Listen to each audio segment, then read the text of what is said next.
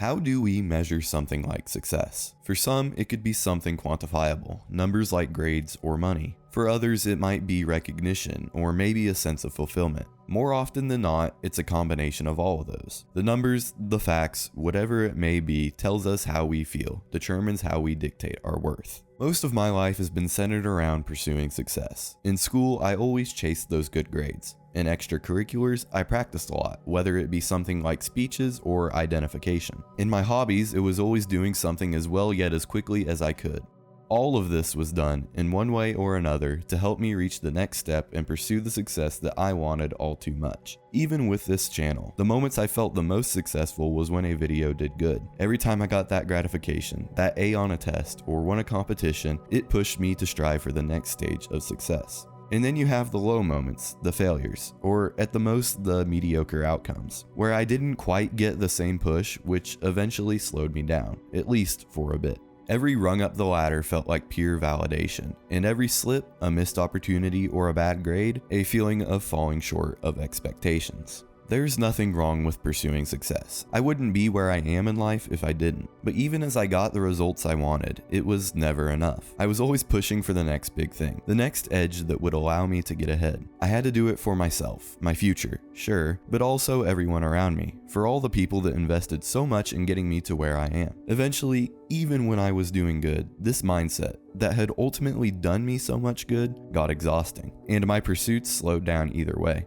That feeling of fulfillment that I had chased constantly faded with my efforts. Today, many of us feel this need to appear successful in everything we do, like we've got it all figured out. And in the process, we end up constantly comparing our achievements to others, no matter how big or small. I've struggled with this myself, whether it was to appease my parents or someone else. And honestly, I think it's not surprising when I say that I think so much of this pressure comes from social media. In today's world, it's so easy for us to get online and see what everyone else is doing. Nearly everything that someone posts online isn't an accurate depiction of their daily life. It's easy to forget that when we scroll through these unrealistic, curated scenarios, we compare them to our real, present lives that we're living. Before we even realize we're putting ourselves down, all over unrealistic perceptions of the lives of peers and celebrities. It might be the nice car, the picturesque vacation, the nice house, or academic achievements. Whatever it is, it's easy to directly correlate it to someone's success. We're so inclined to believe that success, one way or another,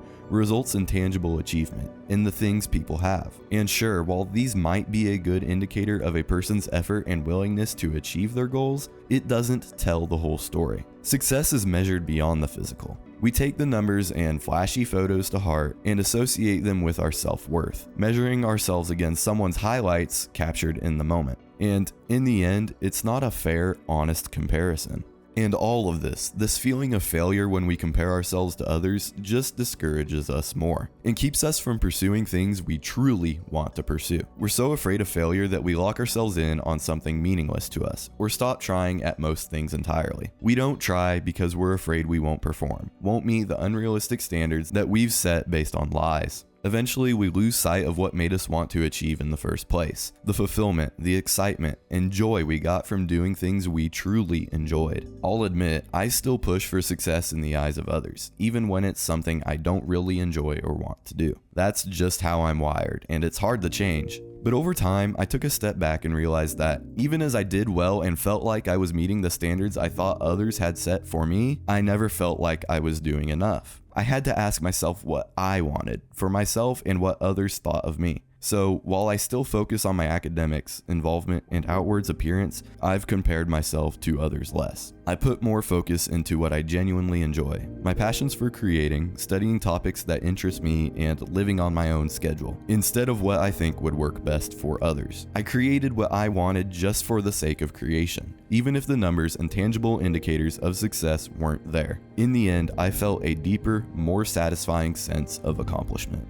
The definition of success is still subjective, whatever you think it should be. Maybe it's doing what you want and feeling good about it. Maybe it's creating something that you're proud of, something that can benefit others. Or maybe it's getting that killer job that pays super well so that you can pay the bills every month and put a little in the bank. They're all great things, great measurements to strive to meet. In the end, you just have to ask yourself what success looks like to you, where you want to be down the line, and how you'll get there while still feeling good about it.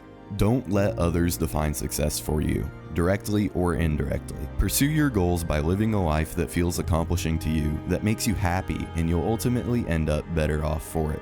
What does success mean to you? Thank you all for watching, and as always, I'll catch you in the next one.